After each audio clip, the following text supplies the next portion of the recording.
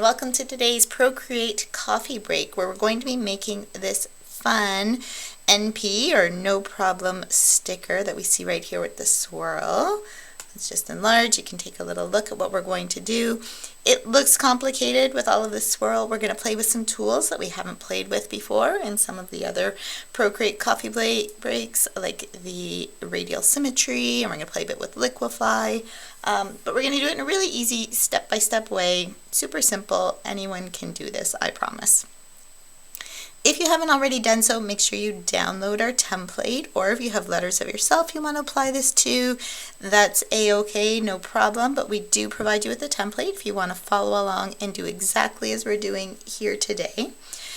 So what you'll see if you open up your layers panel, I've provided 3 layers. So we have our letters that we're going to use, another layer here where I've given you the colors that we're going to use to create our palette in a moment, and then finally the steps that we're going to follow. So why don't we turn off the first 2 layers just for a moment and turn on our steps.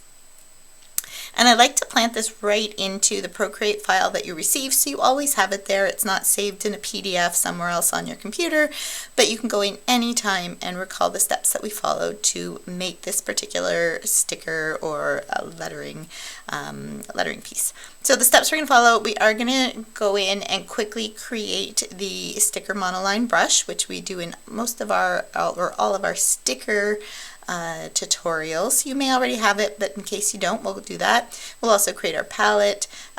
We're then going to use radial symmetry to create that star-like pattern. We're going to fill in the colors into the radial symmetry. We are then going to liquify, and that's what's going to give it that cool swirl. And the liquify tool is a fun one to play around with in your own free time as well. There's so much you can do with it. We're going to then take what we've created with the blue and the yellow. We're going to use a clipping mask to apply it to the letters. We'll fill in our background, we'll create the sticker outline, and then finally give a little bit of a sticker shadow that's just going to help make it pop off the page and not make it look quite so flat and cartoon-like. Okay, so let's get started. That's a lot for us to accomplish today. So we're going to turn off the steps, so it's just going to be a hidden layer there. You can refer to it at any point in time. Let's turn on our other 2. So let's do some of our housekeeping that we need to do to get ourselves organized. Let's go into our color palettes first while we're here. If you go up to your very top, I have so many color palettes saved. I really need to clean that up sometime. If you want to create a new palette to save these colors on, you're going to click the plus symbol. I think I have so many on the go here. I'm just going to use a line in one of my existing palettes. You can do either. You can create a new block just for this one, or you can add it to a palette that you already have. So I'm going to take finger, not the pencil. I'm going to hold it over my first color, and you'll see the top half of that circle has turned to that color.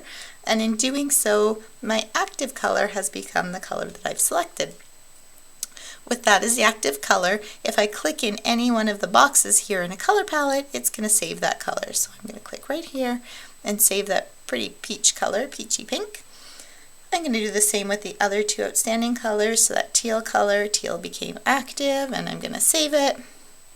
And same with that gold color. Oops, it's now my active color. I'm going to save it. And then finally for true white, which I add to most of my palettes, we'll use it for the sticker background.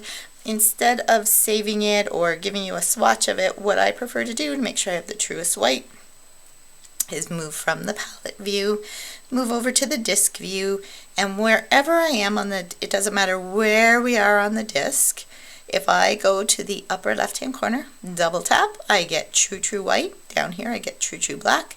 But up here, see, even if I'm off to the side, it'll snap to true white with a double click. I now have true white.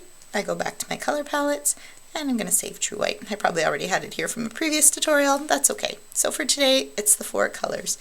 So make sure you've taken a moment, pause if you need to, get your 4 colors saved, and then we'll be ready to move on. Next thing we're going to do, just to make sure we have all the tools ready that we need for today, is go in and we're going to create the sticker monoline brush. If you haven't created it before, I have one here.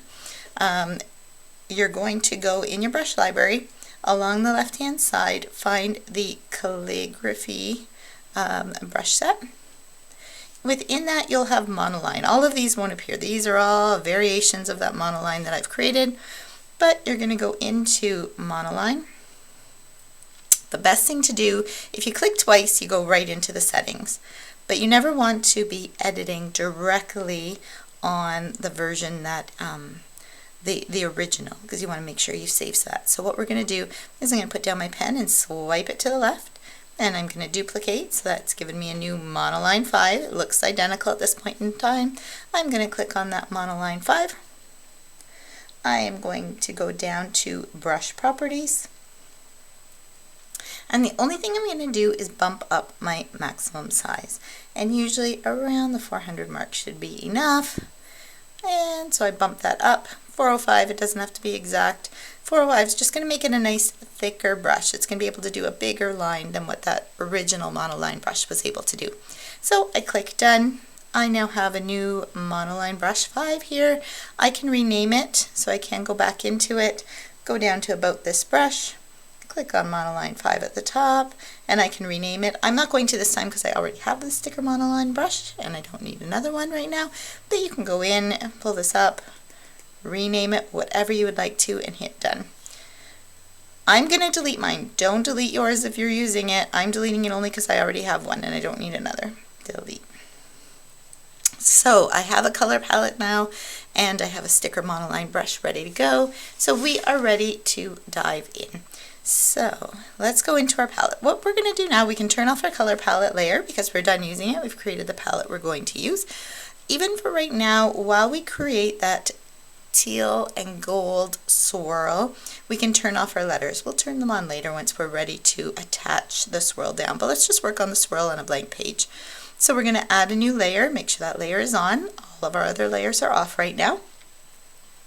I'm going to go over to the actions panel, and I'm going to make sure you've selected canvas at the top, and I'm going to turn on the drawing guide. Now your drawing guide might look different than mine. Mine is set to radial. I admit I was doing a practice run through of this today.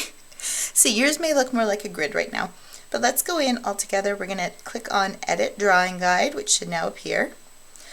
So what you want to do is select, yours might look like a grid if you're on 2D. There's all different types of drawing guides you can use. We want to use the symmetry one. And if it's still not looking like this, go in and select radial. And we can talk about another time about what all of those tools mean, all of the different symmetries, and we're going to get a bit of a sense today as we play with, as we start to play with this. If you're not seeing your drawing guides for some reason, just check up here that you've selected a color. Many times I've gone to hit done and accidentally hit the color selection here that changes the color, and I've changed my drawing guides to white, and then they just disappear. So if you're not seeing them, make sure you have a color there. You can turn up the opacity to make them a little bit darker if you want to be able to follow along. Okay, and if that's all looking good, your drawing guides are looking like mine, we are going to hit done. Okay, next thing we're going to do for brush right now, we're going to go back in under calligraphy. We're just going to select that original monoline. You should have saved a copy before you made your sticker monoline. We're going to select the monoline brush, and we're going to make sure we want to have it on a pretty small, let's make sure I have a color selected, like the gold color. I want to make sure,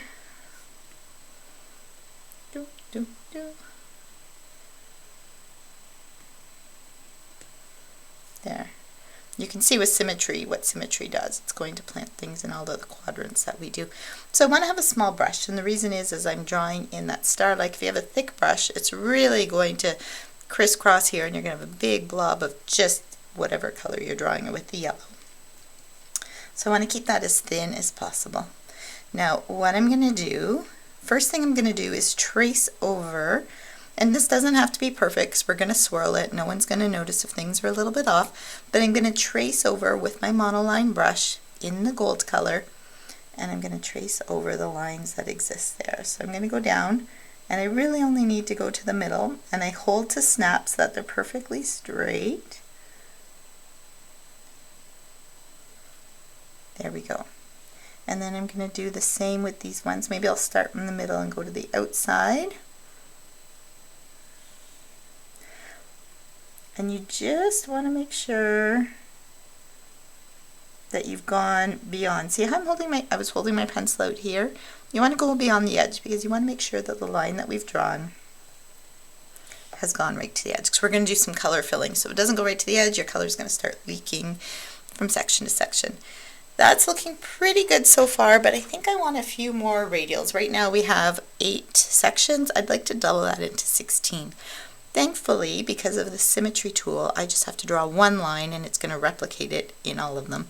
So the easiest thing to do, because it's hard to gauge exactly how to cut that angle in half, and we are going to be eyeballing it. Let's zoom in a little. I'm going to start from the middle and go out. And I'm not focused on exactly where up here I'm going to hit.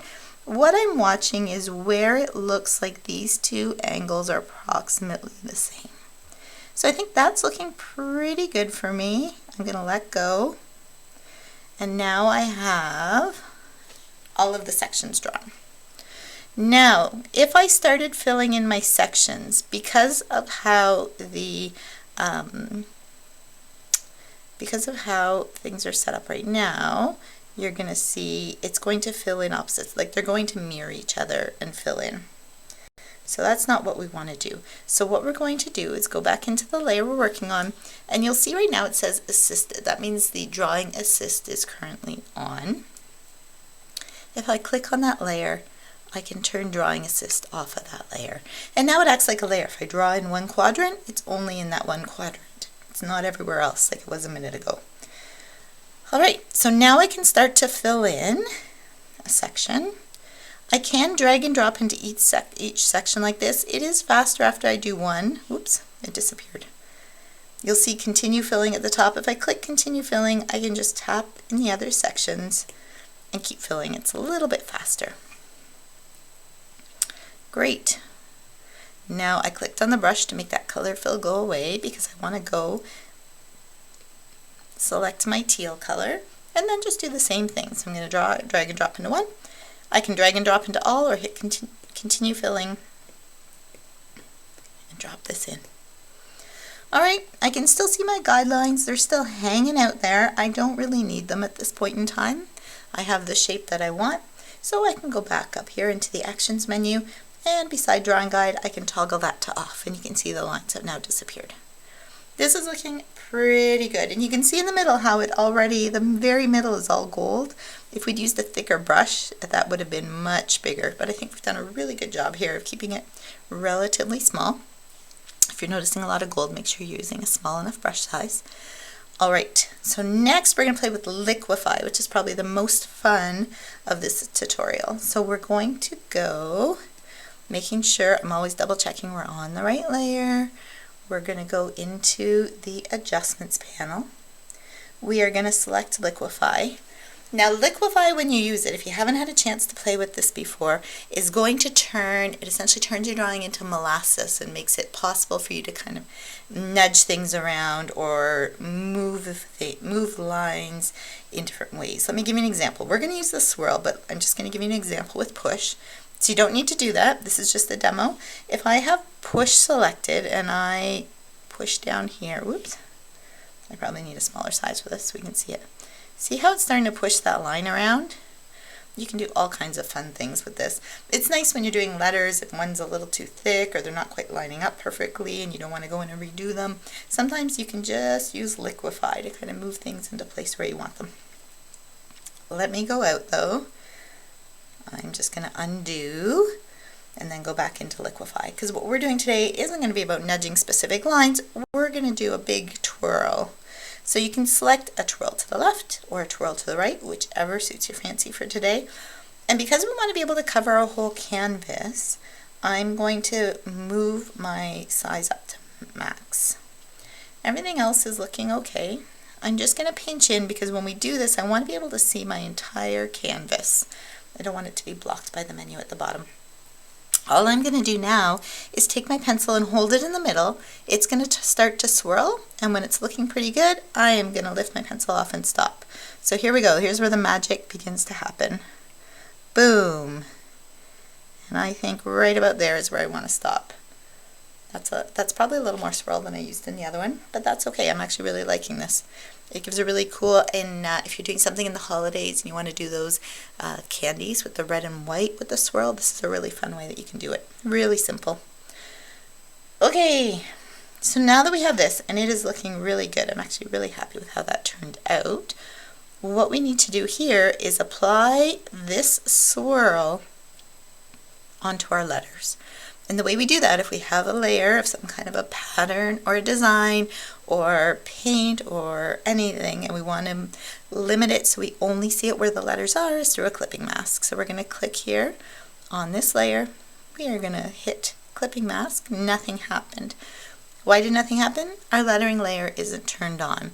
So if I turn my lettering layer on, it now gives it something to clip to, and we can see it there. Now there's one thing I want to do. You can see right in here, I can see where the center of the swirl is. I can leave it there if I like that look. I find that a little bit distracting to have the point where they all meet seen. What I like to do is go here. I'm making sure I'm still on this layer, the layer with the swirl. I'm going to click transform, and you can see what's going to let me do is move that whole layer around. So I like to hide that very center right there. So it still is radiating from pretty much from the middle, but it's just a little bit hidden underneath, so you don't see the actual point of convergence of all of those lines. Just be careful though. Realize that there was a bottom limit, so if I do say I wanted the middle to be up in the middle of this P, I'm going to run out of space. I would have to enlarge or play with something to make that happen. I'm quite happy for today, leaving that hidden right under this little white space.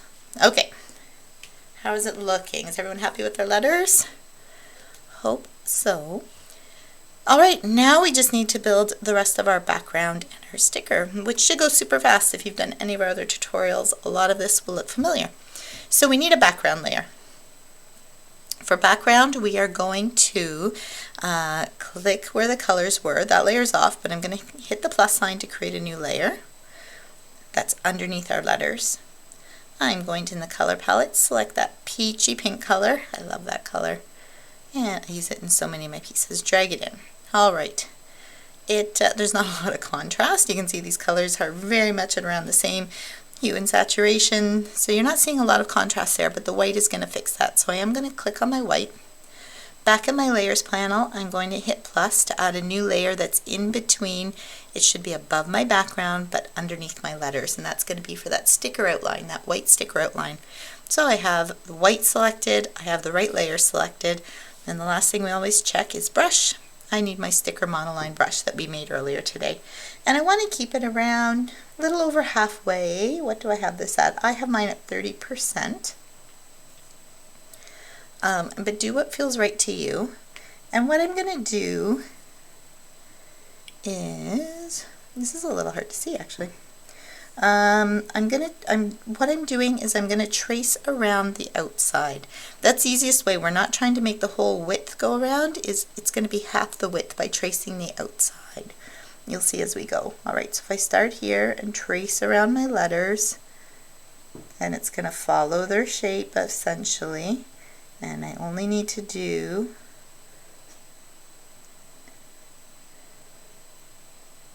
and it doesn't have to be perfect. The fun part about these pieces is they're meant to look hand-drawn, so we're not looking for something that looks like a robot made it. I'm just going to fill in a little bit of that. Just come down a little here. Whoop, too much. If I had a lot of time, I'd probably touch that up a little bit just to make it look a little smoother. But generally that looks good. You can see we did the outline, but you can see there's parts of it that aren't filled in, so the easiest way to do that is just drag and drop and fill those in.